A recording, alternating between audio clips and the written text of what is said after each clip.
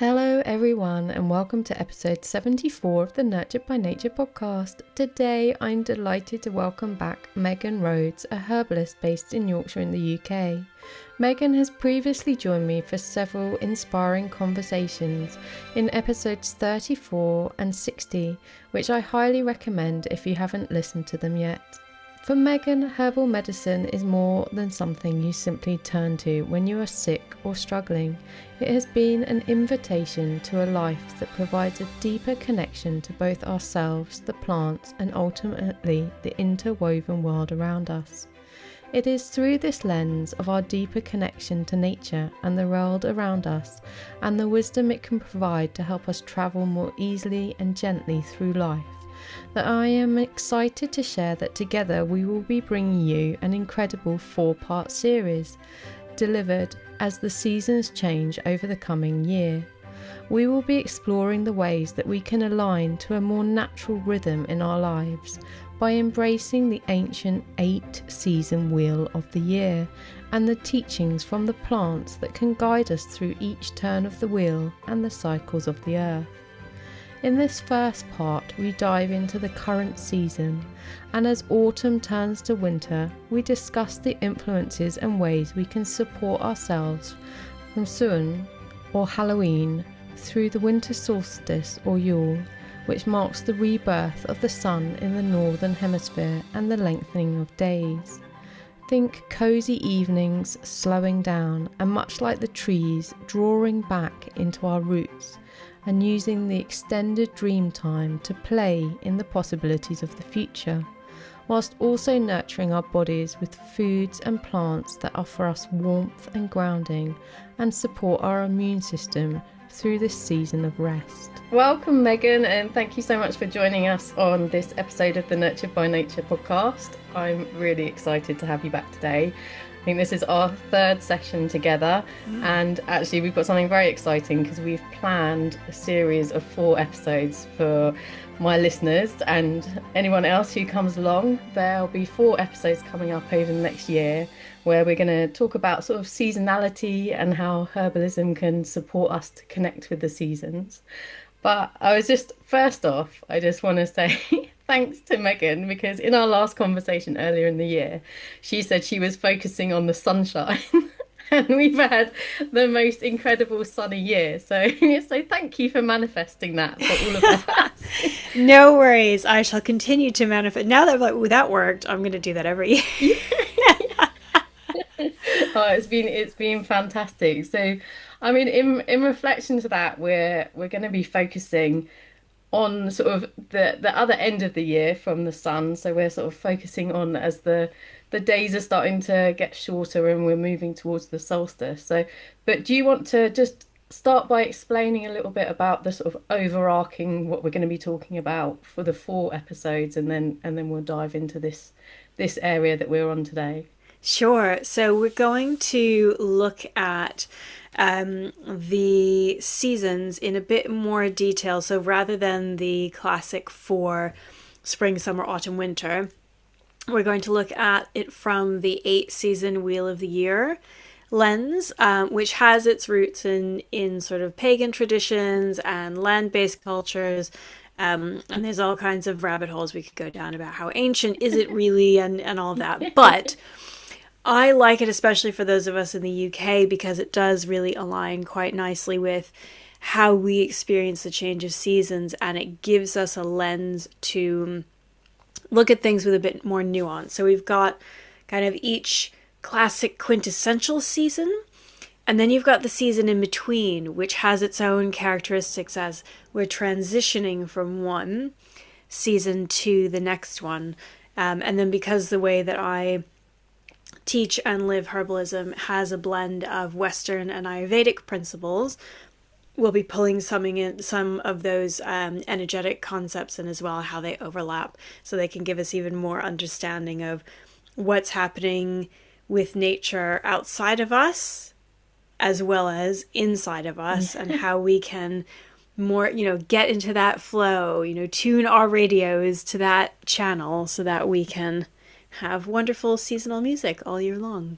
Yeah, I love that. It's something that we often have talked about, is about how herbalism is really this journey with the plants of connecting to yourself and also connecting with the plants. It's not about using the plants per se, it's about developing your and deepening your relationship with them. And I think when you came up with this idea for us to look at the seasons, I love that, because I was like, oh, we can focus on the plants of the season and what they can teach us. And so we're going to kick off, because of the time of year that we've started, with the seasons that start the end of October and lead us through to January. Do you want to share a little bit about them and what people might expect for them?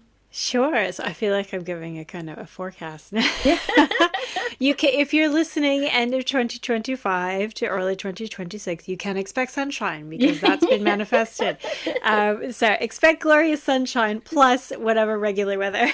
So we're going to look at autumn turning to winter, which on the wheel of the year is known as Samhain or Halloween. So starting at the end of October. And then we're going to look at classic winter, so the winter solstice, Yule, kind of circa 21st-ish. It flexes a little bit of December, and that will take us through to the end of January. So those two seasons transition from autumn to winter, and then winter. Yeah, and I think some people, it's a time of year that people have a bit of a love-hate relationship with it, don't they? There's those people that love it because it's, you can get all cozy. And then there's other people who are like, oh, I just, the dark, shorter days they find a bit oppressive. Yeah. Which one are you? Are you enjoying the cozy or a bit of a resistor? I love the cozy, and I think I particularly like the Samhain season and the Yule season. I think the bit that gets really challenging is the season after, when it's as the song goes, in the bleak midwinter, which is basically a song about being depressed after Christmas. So, a great one to sing at Christmas time. But I think that's the bit where, even though the light's returning, we're really feeling the darkness, all the main festivities have kind of passed, and you're just sort of waiting. Yeah, and generally as a culture, we're not very good at waiting, are we? No, we've been programmed for this, even more so with technology, this sort of instant gratification, and I think that's why for a lot of people they find this up and coming season quite hard. Obviously, there's a lot of attention on our time at this time of year, particularly around the winter solstice, and that kind of, it goes against nature, doesn't it? And I think that's kind of why we end up like struggling through this season.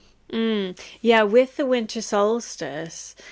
Around that time, we've got so many land-based traditions, social traditions that have carried through to the modern day, regardless of how they get wrapped up, and there's a lot of commercialism and consumerism and capitalism and all of that that's been, sort of smothering it, I guess, in a sense. But there is that time of gathering together, of remembering the importance of being with others, friends, fire, family, food, celebrating and making sure that we're getting through the winter, which I think is the positive bit, and maybe the bit that's been forgotten because it's gotten drowned out in all of the, buy stuff, go here, go there.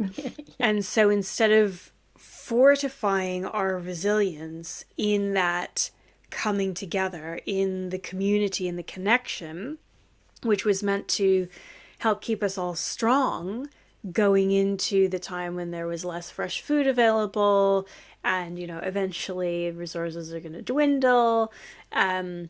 It's now obligation after obligation after obligation, and wearing down at people's boundaries. And the more that people's boundaries get worn down, the more people become susceptible to, getting sick. basically picking up illnesses or gut microbiomes being really thrown off, and then being more open to feeling really down, and especially as the opportunity to engage with the sun is in a much narrower window. But the being connected with the rhythm of the season, as you say, as it were, kind of jumping straight into Yule, but that's cool. I think we'll just flow like the seasons. The more we stay separate from that flow of nature during wintertime, and something that we can practice and deepen and be intentional about shifting our connection in the autumn turning to winter in the Samhain season, is that, okay, can you swap your LEDs for your candlelight? Can you start swapping your, watching something on a screen to doing something simple and satisfying with your hands, whether that's a simple little craft. I love Samhain because, well, I say it's kind of the start of embroidery season for me, but does embroidery season ever end? No. That's your but that's when I get kind of extra enthusiastic. So, sitting on an evening and doing a little bit of needlework, or if that's completely not your vibe, it's not everybody's, doing a little bit coloring. I was going to say colouring. Yeah, I was thinking that something sort of crafty. Something a bit that you're doing with your hands, and there's screens involved. Reading a book, playing a card game, or a board game, not one that you get like super head up about. There's high-pitched competitive people listening. Chill out, because you don't want to get all riled up before bed. Where you're like, no, I've got Monopoly net. Calm down. Simple, chill card games. Like, you don't tax the brain too much. It's just about relaxing and connecting. Yeah. And doing something that's real. Yeah. When we do things with our hands, and I've very much picked this up from engaging with kind of Waldorf Steiner education methods. When we do something with our hands, it's deeply satisfying and calming and grounding. And I think it's especially important in the times we live in, because so much of what we do and what society is doing is churning is it's not real. It's digital. There's a screen, you're watching something, okay, but it's, if you want to watch something, go to the theater. Yeah. What a good excuse. Yes, you're getting a story, acted out in front of you, but there are real people there, So all your senses are involved in it in a different manner. Yeah. Or go to a concert, and this, in this season, maybe I'm thinking a bit more like a jazz concert or a classical music concert, or go to a concert where you're listening to, as we get towards Yule, Christmas music being played or whatever, but real instruments, real people talking, because the vibration that's coming off of them is, even though we can't see it, it is still tangible, because it's impacting sound waves, which are coming and rippling against our molecules and giving us a real grounding, solid feeling, as opposed to watching something that's just coming at you through a screen. Yeah. Almost one-dimensionally in a way. Yeah. And which is usually upsetting, and as we'd say from an Ayurvedic perspective, vata disturbing, or dysregulating your nervous system. In the modern vernacular. So when we do those hand things, like playing a really basic card game, the one where it's like you put two cards down and which card has the higher number, or the one where you say, I'm putting down 2 3s or whatever, and then somebody's like, oh no, that, yes or no or whatever. Just, something simple. And then how about you're laughing? Yeah. That's bringing up the joy. That's building your immune system. Yeah. Or if you just want to be super chill, get a fire going. If you've got, if you've got the luxury of having a fireplace or wood burner, just stare at it. Yeah. Just listen to it. And then you'll probably fall asleep in front of it and then wake up and be like, oh, I should go to bed. It's But when I was in South Africa actually working out there in the game lodge, we would have a fire every night that the guests would sit around, and we actually used to call it bush TV basically, and you would yeah. basically sit there and you just sort of, we'd have conversation around the fire, but you'd have this flickering flame, and you could become very engrossed in it, and there was something like primal and it just sort of spoke to your DNA. I think it just is very calming to your nervous system. So I thought that was interesting. You said like maybe don't watch TV, and I was like, oh yeah, because that was what we used to call it with bush TV. But And if you've got, a wood burner or fireplace in your lounge, for example, autumn turning into winter, so Samhain season, Yule season, set yourself a challenge of light the fire before you turn the television on. And once you've lit the fire, take a minute to sit down and just start watching it. You won't need to turn the television on. Because all of that, blue screens, blue light screens, all the artificial stuff, is throwing off your circadian rhythm. It's it's separating you further away from the rhythm of nature. Now, do you necessarily can go to bed at 4 in the UK when it's dark? If you're a small child, maybe. If you're really tired and you're not then going to wake up at, midnight going, well, I've had my night's sleep and now I'm a bit stuffed. Don't do that. But just pulling it back to slowing down. We've got more time kind of stretches, the night stretches this time of year. So there's more space for slowness. There's more space for mending, darning your socks. I mean, I don't actually darn socks, but probably because I don't know how. I should just learn. But, those slower, quieter, repairing, restoring activities. And there's more space for that. There's more space for conversation. When you look at the opposite side of the wheel, when you've got the summer solstice, there's much more daylight. So that's the time when you've got more opportunity to be outside to be gardening, farming, doing the harvest, just, sitting outside and having some calm evenings. But now is the time for turning inwards.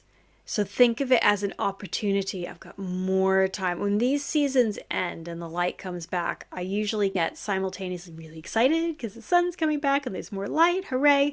But also there's a little bit of, we've not got quite as long in the evening now to just... just relax. And tune into that dark time, that quiet time, the time when the body's got more space to rest and repair and restore.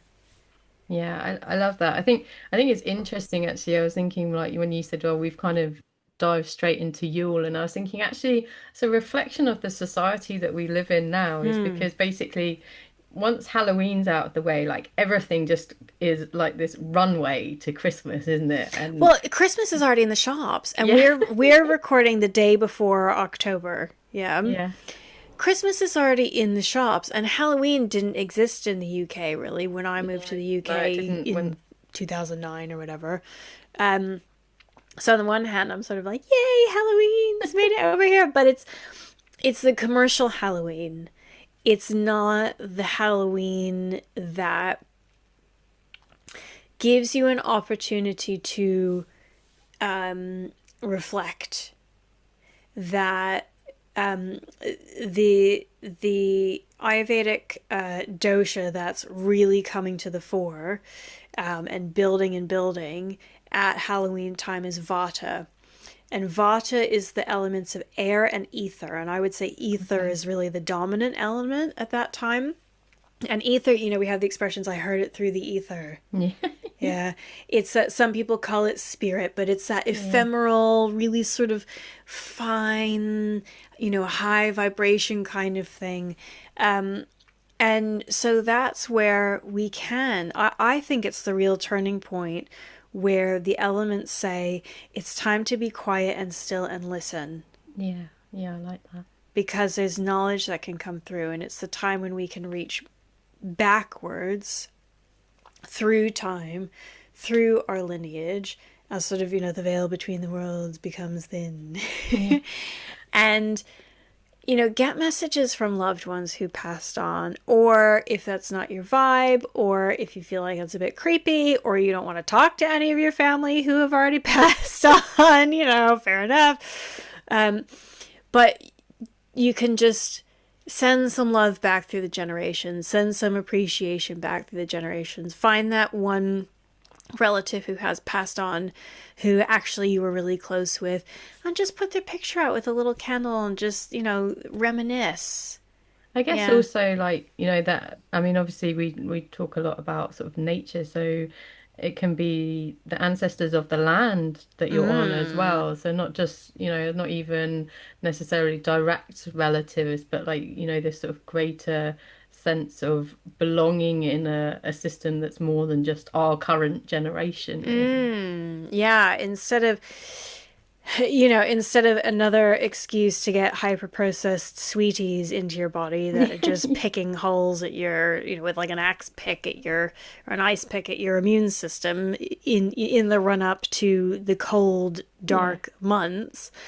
And, kind of creepy, scary things that are really jarring for the body and for balance in the body. Find like the oldest tree you can find Yeah. near you or not near you. Go on an adventure to some really old tree that you heard about and just go sit with it. Yeah. Give it a hug. Ask Yeah. first. Not every Yeah. tree wants hugging. But, you just sit under it and have some still quiet time to reflect on the wisdom of the rest of nature that's not been marketed to like we have. To feel the energy coming up from it. We just did with my third year students. We every time we gather in person, we do a guided meditation that changes with the season and the year. And my third year students for autumn, we did a meditation where we went and sat at the foot of our ancestor trees Oh, wow. and sort of felt ourselves merging into Yeah. the tree and sent, love and healing back through the generations, pulled through messages of, anything that anybody wanted to share with us, choosing what we want to step forward with and choosing what we want to leave, maybe Yeah. within the tree and leave it behind. But whether you link that to people ancestors or nature ancestors or just the general energy of the earth, you don't have to put on a pointy hat and, just bring a candle Oh, and you're no maybe a fun. journal. I am fun, but I don't like caricatures, so I don't have a pointy hat because I don't need one. You've got a cauldron right there. The cauldron is my stock pot, which is like constantly going with bone broth in it. Even as we speak, I made sure to turn it down before we started talking. But yeah, you just sit and put your hands in the dirt. Yeah. Light a candle, like you said, make some bush TV, obviously in a safe way, especially if you're in the woods. You don't want to set fire to anything that is counterproductive.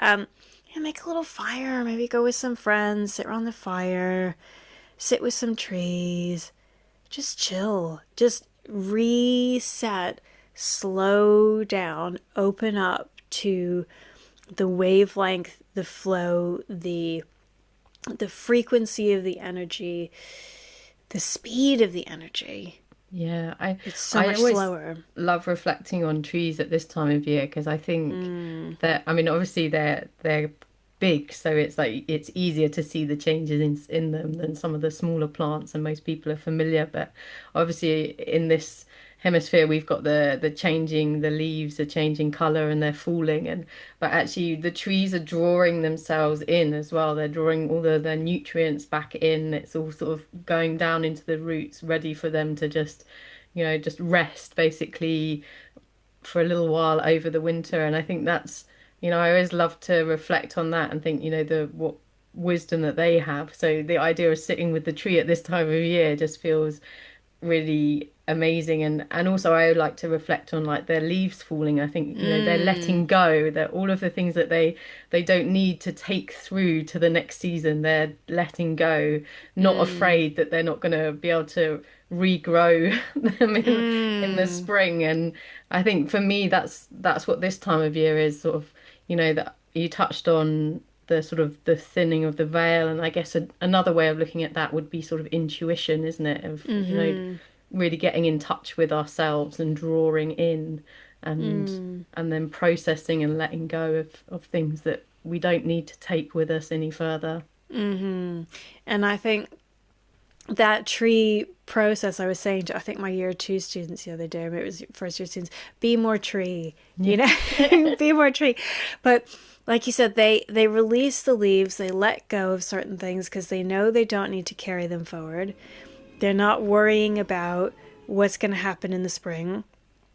And so, could you, if you were sat at the foot of a tree, or if you've not got a tree near you that you want to sit under, sit on a cozy, cushion, or on a cozy couch, something cozy, and visualize yourself as a tree.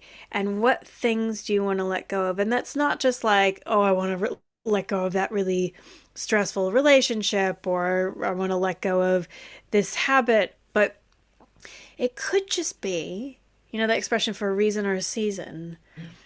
There are, well, we all probably do lots more in our lives than we really need to do.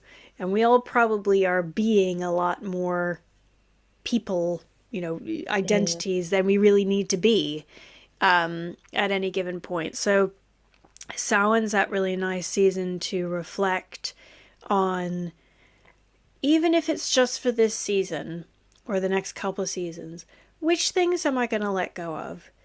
Am I going to let go of, and knowing yourself, I really don't like driving in the dark. So actually, I think I'm going to let go of that class I go to in the evenings, even if you love it.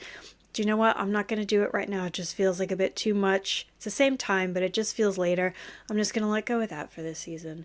Or I'm going to let go of cold salads and smoothies. Everybody should let go of that this season. Just for season. Cold things come back eventually, but when it's cold outside, we need to be warm inside. So those little bits that you can let go of. I love, within each of the 8 seasons, looking for opportunities to release areas of tension or friction in daily life, and create more space for flow. So it's like those little, and this is especially if you've got little kids, this is a great exercise to do. This moment of aggro seems to be happening every day around the same time. How can we shift things? Is it something needs to happen earlier on in the day? Different day of the week? Not at all. Or maybe there's something missing, Like, for example, this time of year, and it's darker in the morning as well as the evening. So, is your body not really awake enough at the clock time when you are supposed to, quote unquote, be having breakfast? Okay, then get a hot food flask. Make your hot breakfast, your scrambled eggs, your porridge, or your stew, or whatever it is you want to have for breakfast. I know some people are going, did she say stew for breakfast? Yes. Soups and stews for breakfast. Yum. So basically take your smoothie and warm it up. Probably want to adjust the recipe a bit. Not a regular smoothie warmed up.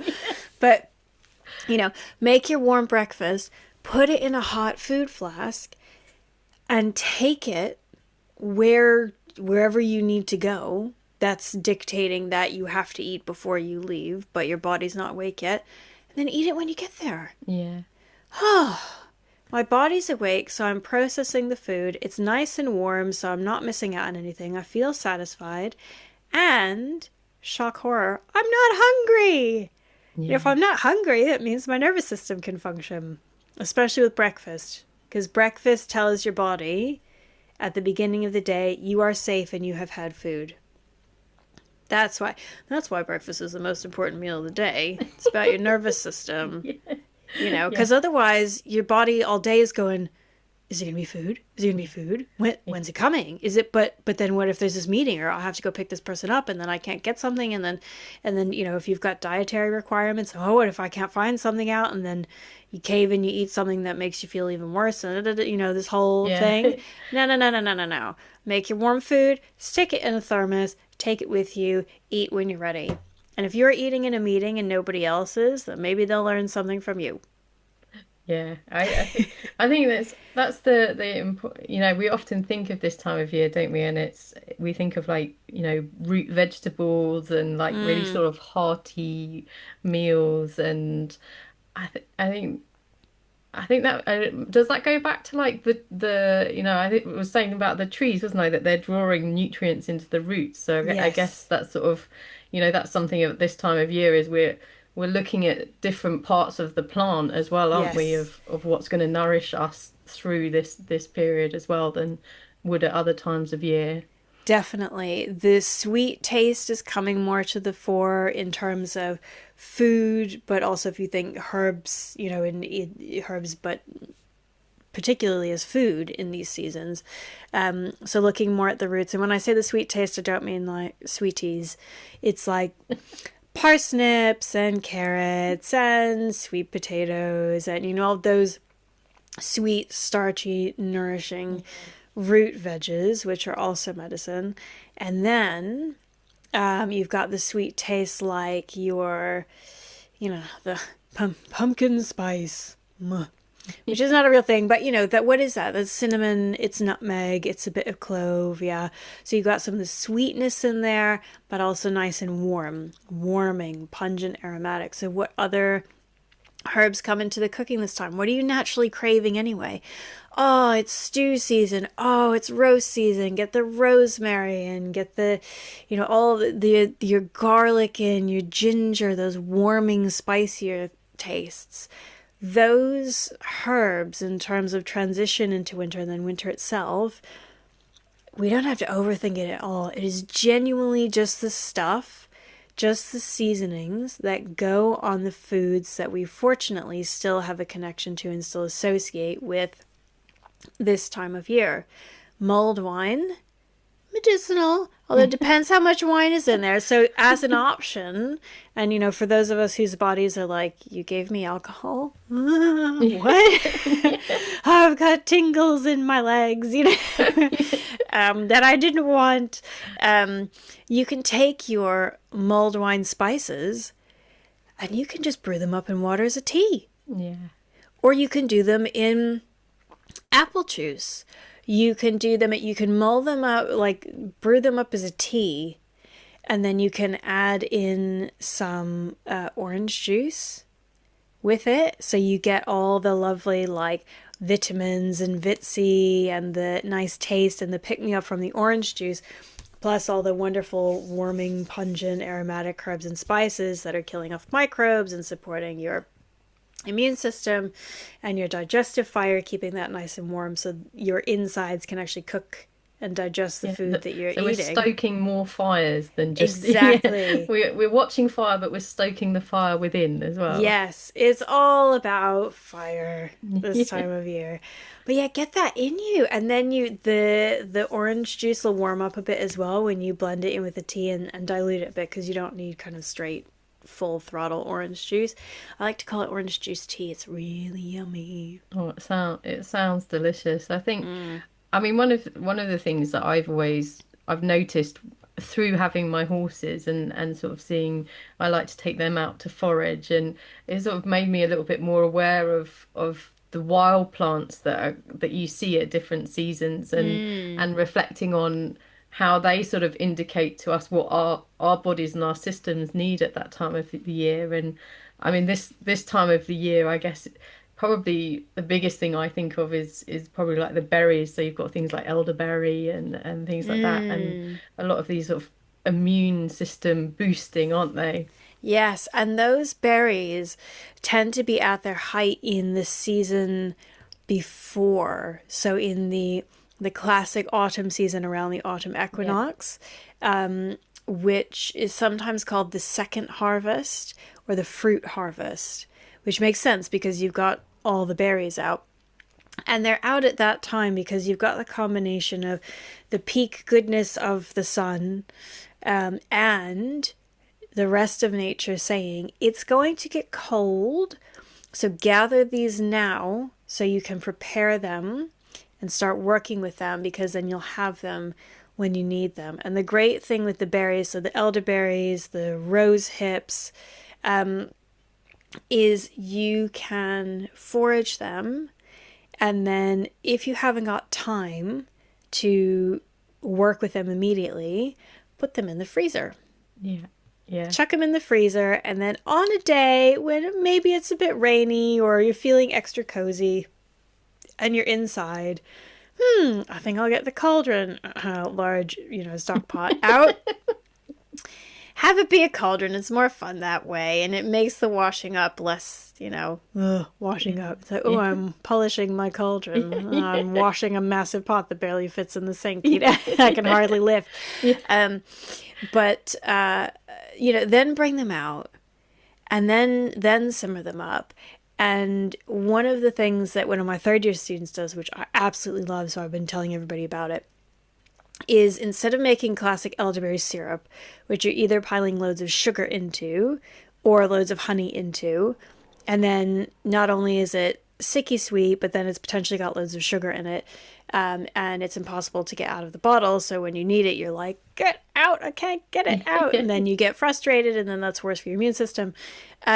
She basically simmers it up like a big decoction, so which is basically just a fancy herbal way of saying simmer your herbs instead of, steeping them like a tea. So get your elderberries into the pot, simmer them up, chuck in whatever other herbs, spices you want to put in there with the water.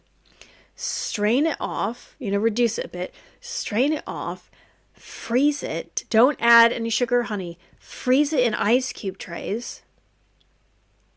And then when you want to have your elderberry syrup, you pop a cube or two into your mug, put some kettle water over it to melt the ice cube, and then also your tea won't be piping hot. And then take a little spoonful of honey, Yeah. if you want, and stir it through. It's just, Or any other spices that you've Yeah. mentioned, like Yeah. a bit of ginger maybe, or a little bit of extra fresh ginger. I think it's genius. It's genius, so everybody needs to know about it.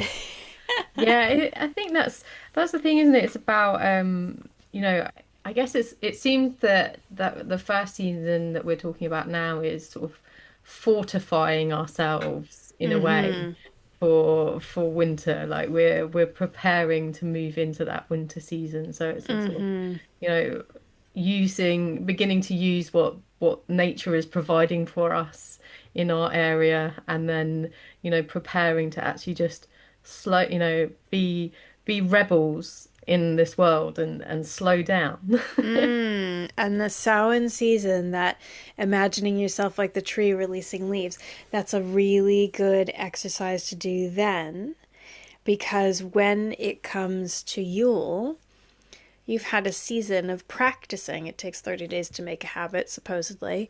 You've had a season of practicing saying no or not right now to things, so that when all these different obligations come up, it's easier to say no thank you, Yeah. to pass on some things, or to say, I'd love to meet up with you to celebrate XYZ. Let's get something in the diary that's just the two of us, or maybe a smaller group if a massive gathering is not your thing, or you don't mind a massive gathering, but you don't want a massive gathering of maybe not your favorite people. So you've got options, but you're more practiced at saying no people have gotten a little bit more used to maybe you saying no. And then we're reinforcing our boundaries, our emotional boundaries, our physical boundaries. And those also align with our immunological boundaries, down to the integrity of your gut microbiome and your skin microbiome. And, they're all connected. So your microbiomes, which is really important to protect, particularly at the time of year when the night is the longest, the day is the shortest, resources are pulling in, and we need to conserve rather than expend. Yeah, that's what as you were talking, I was thinking of like in summer our energy is much more sort of like out there and floaty, and at this time of year it's about, when you were talking about boundaries, I was like, if we draw our energy in, we can have a much stronger awareness of our boundaries by just sort of that energetic emphasis of it, as well as obviously like the way it manifests in our lives, in our societies, and things like that. It's I think it's a time of year for like just really feeling grounded as well, isn't it? Of just like sort of, nature sort of sinking into the ground and just, not overcommitting ourselves, which I think flies in the face of expectation in our Western world. Yeah, not overcommitting yourself physically, but if we have all this toing and froing and toing and froing and toing and froing, we call it vata deranging or vata disturbing because there's too much movement going on, and it throws everything off. And especially this time of year when there's so much vata that's prominent in nature, the air, the ether, the cold, the dry, there's already a lot of that. So if you add more to it with the toing and froing, the I forgot to eat, the I've got to be here, I've got to be there, the not sleeping well because you stayed up late staring at screens, and then you've got to get up really early with an alarm, and it's still dark out, and you know that feeling when the alarm goes off and it's dark out and your body's like, what? Yeah. As someone who would happily hibernate. Yeah. I'm sure I should have been a hedgehog or something. Yeah. You are in a parallel universe. But that it's all jarring, it's all vata deranging. If there's already a lot of that happening in nature, the balance to that is kapha, which is earth and water. That's the grounding. That's the Mother Earth. What is Mother Earth doing Samhain through to Yule? Mother Earth is like, I'm going to sit by the fire. I'm going to read a story with my 5 million children. I'm going to feed myself. I'm going to cook yummy things. I'm going to feed everybody else. You can go overboard with feeding everybody else, but it's just like nourishing and cozy and cuddly and snuggly blankets and hot drinks. Mother Earth at this time of year is not going, oh yeah, well I've got to do the run here and the run there, and then there's the kids nativity, and then Mother Earth is like, let's just hang out and feast. Yeah, I think it's the sort of almost like silent preparation, isn't it? That, that goes on in the darkness of, the idea of the seed germinating, I suppose, isn't it? Is that, it's sitting there ready and waiting and just realigning things. But there's not a lot of outward activity, but there's that inner work going on, getting ready for germination.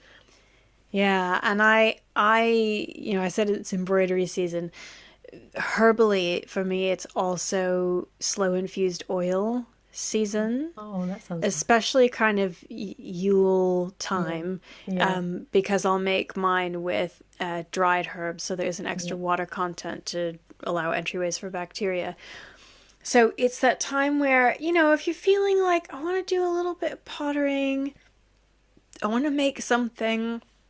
The process I use takes quite a few days, and I do it in very low set slow cookers. So making those herb infused oils, it's a warm process, it's a moist process, it's a cozy process. So, you've got the smell of whatever is infusing in the air, like if there's some rosemary infused oil going and it's like, oh, my house smells good. And the air is unctuous, it's like thick and moist, so it's not getting dry in the house. And then one of my favorite, I think it is my favorite Ayurvedic practice, is full body oiling.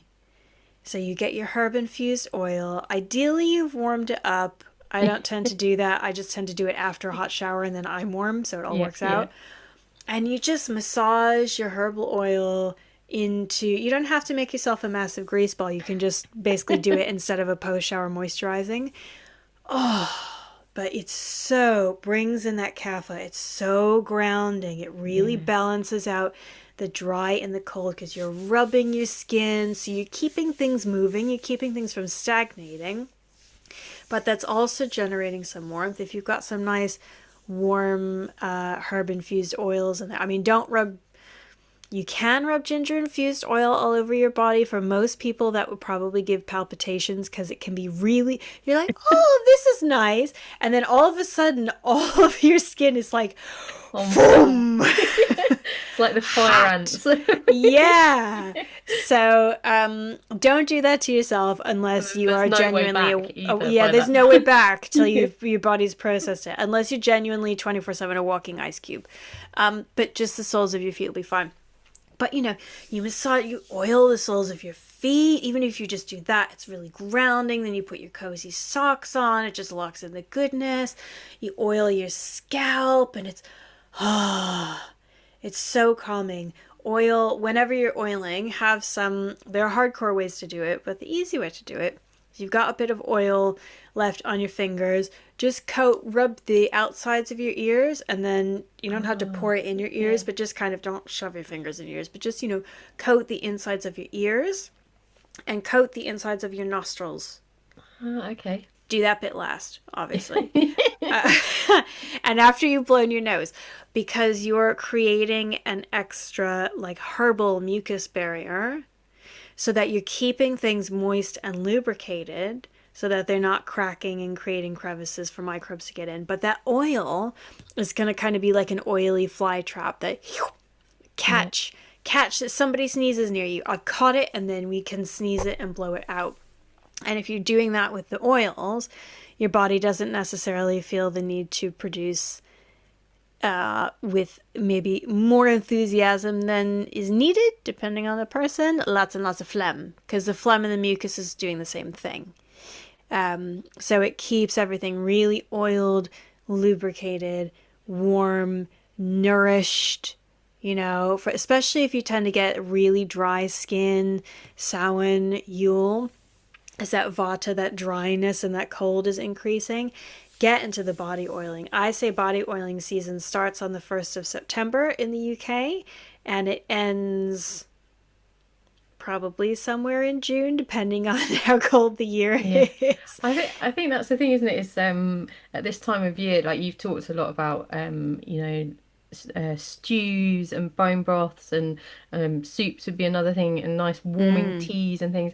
And because we are probably sort of, our fluid intake probably drops in terms of we're not wanting to drink glasses and glasses of water. So it's being aware of, bringing that liquid and hydration in, but in warming and soothing ways, isn't it? Mm-hmm. And if you're looking for a sort of cozy evening thing to do with your hands, but maybe you're not a crafty person, which is okay. There are those of us who will balance the scales with over enthusiasm.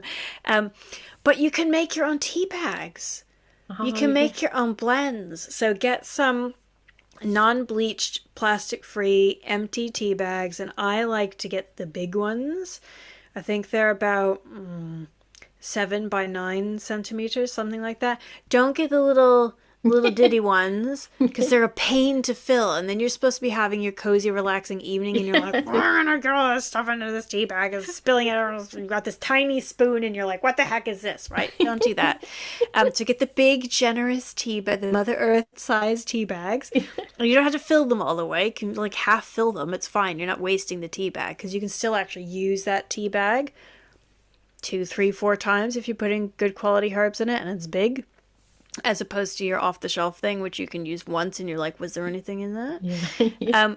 So make your little cozy blend of whatever you really like and make your tea bags in the evening, and then put them in a little jar or a box, or doesn't have to be, Pinstagrammable, but something that feels nice for you.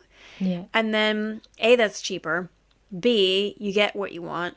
C, there's no plastic or bleach in it. D, there's also no essential oils and artificial flavoring in it, which is increasingly creepy. Sorry, mini soapbox for a moment. But that is increasingly creeping into some of the very popular organic herbal tea brands, especially as top-level ownership companies shift and change. Yeah. So check your ingredients, because you'll start to see oil, and that's essential oil getting in there for flavoring, which is a cheap boost for a flavor boost. And you works should not on the body completely differently to... Yeah. You don't want to be ingesting essential oils unless you're working with a certified aromatherapist, and then it's going to be in very, very small doses. So what I like to do, if I'm not feeling super inspired on my own, if you're out and about, and there's some really pretty, I'm a bit of a marketing nerd, so there's some really pretty packaging of, boxes of teas, and they've got nice artwork and colors, and they've got a really snazzy name, and you're like, ooh, that sounds good, right? Take the box off the shelf and take a picture of the ingredients.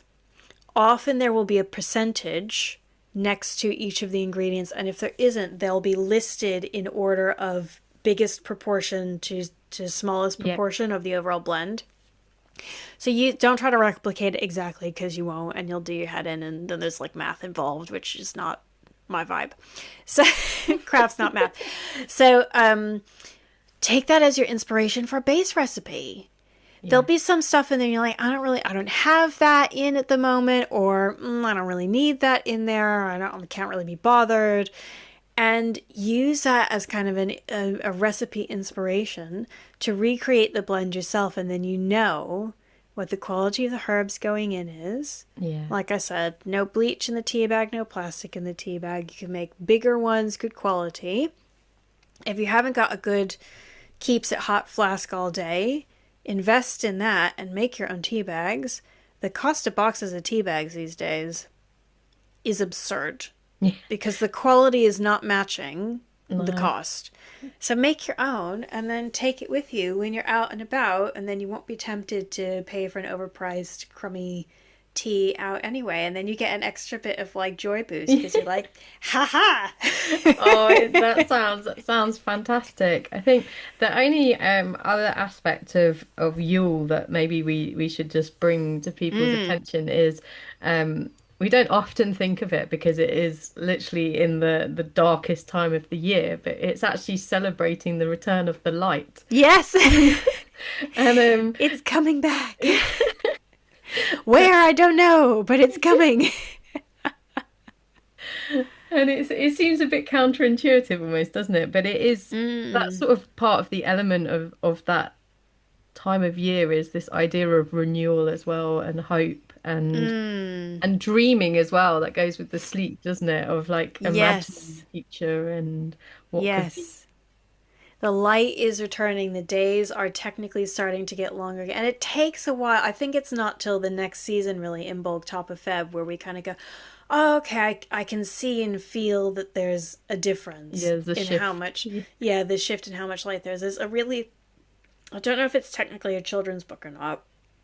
There's a really lovely short illustrated book, and I think it's called something really straightforward like The Longest Night or The Shortest Day, something like that. And it tells a very brief little kind of poemy type story about, paints a picture of our ancestors and how they used to celebrate the return of the light, and then sort of the parallels to now. And in the back of the book, there's this kind of the whole, it's a poem that was written by somebody lovely, to be spoken at a Yule celebration, to celebrate the return of the light. So that's a really, really nice one. Or make your own poem.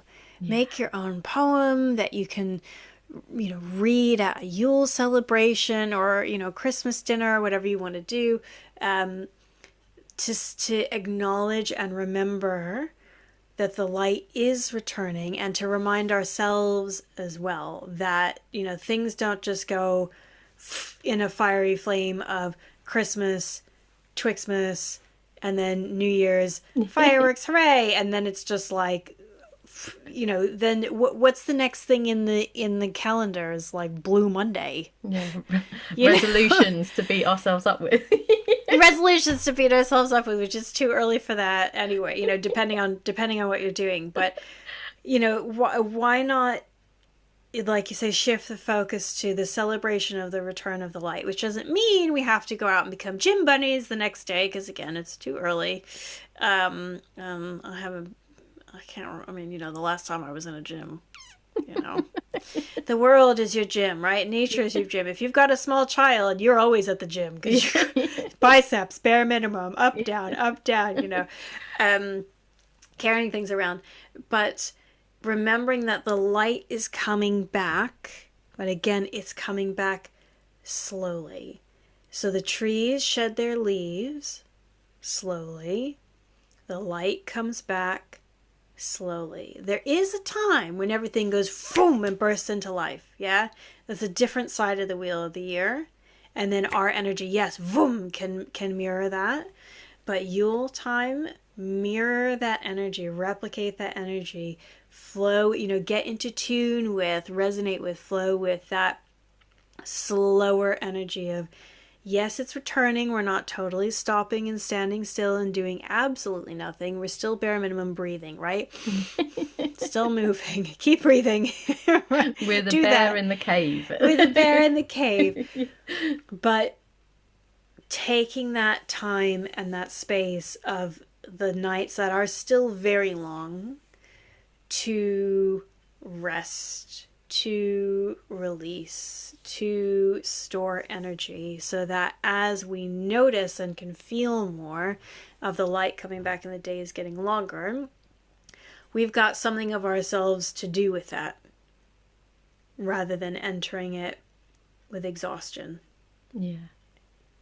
Yeah. Oh, I love that, Megan. It's been fantastic. A little sort of whistle-stop tour of these seasons and the wonderful wisdom that they can hold for us to move through life in a more, I guess, more conscious. I don't want to say mindful, because that is kind of a bit overused but in a more mindful way. Yeah. And but is there anything that you would like to leave us with for these seasons? I think we've covered a lot, but if there's any last moments of wisdom to share before we come back, and we'll be back in a couple of months to talk you through the next phase of the wheel. Yeah, I mean, we've talked about lots of the really juicy stuff. I would just give that reminder of no more cold things. It's cold outside. You don't need to be putting cold in your body. So if you love a salad, make sure it's a warm grain type salad. I know some people are they've got their emotional support smoothie. Yeah. Find a different recipe, do a different version that's making sure that it's warm and it's cooked. The emphasis this time of year absolutely needs to be on warm, cooked, easy to digest, not taxing on the body, because the amount of energy the body has is less. We are slowing like nature is slowing. So don't give your body something that it needs to exert lots of energy to get the goodness out of. You want easy goodness extracted so that it gets everywhere in the body. And of course, make it yummy. Lots of culinary herbs and spices on everything. So we're going all the time. soups rather than smoothies. Definitely. Explore breakfast soups. It's a whole new world. Oh, it's been fantastic. Thank you so much, Megan. And My yeah, pleasure. really excited to have this 4-part series with you and be back at regular intervals through the year Yes. to give people lots more of your amazing wisdom. I've got all of your links in the show notes. You do run some fantastic courses for people who want to learn more about how they can make herbalism really, I guess it's your approach is it's an invitation into a relationship with yourself and the plants, really. It's more than just using herbs to Yeah. fix problems. It's an invitation to a different way of living and being. Yes, definitely. Yeah, and like you said, the links will all be in the show notes for anybody who's interested, and then you'll always be able to see on the website whether the applications are currently open for the coming year's cohorts or whether they're closed, and then you can always get on the mailing list either way for updates. Sign up for your newsletter, and and in this time of releasing and dreaming, if you're thinking actually this is the step I'm going to take next year, then they can get ahead of themselves and sign up so they can just relax then. Yeah, then you know, like knowing I've got that adventure ahead of me. Yes, come join us in the yurt in East Yorkshire. We have fun. Oh, well, it's been fantastic. Thank you so much, Megan. And Likewise. Speak to you again soon. Yes, speak soon. Thank you so much for listening to the Nurtured by Nature podcast. I truly hope this conversation has brought some hope and inspiration into your life. I would love to have these messages ripple out across the world. So if you can, please share this episode with your friends, leave a review on your favourite podcast player, and make sure you subscribe so you don't miss the next episode. I would love to hear from you, so please feel free to connect with me on the links provided in the podcast description. But most importantly, thank you so much for being a part of this journey with me. But don't forget to simply get out there and enjoy the natural world.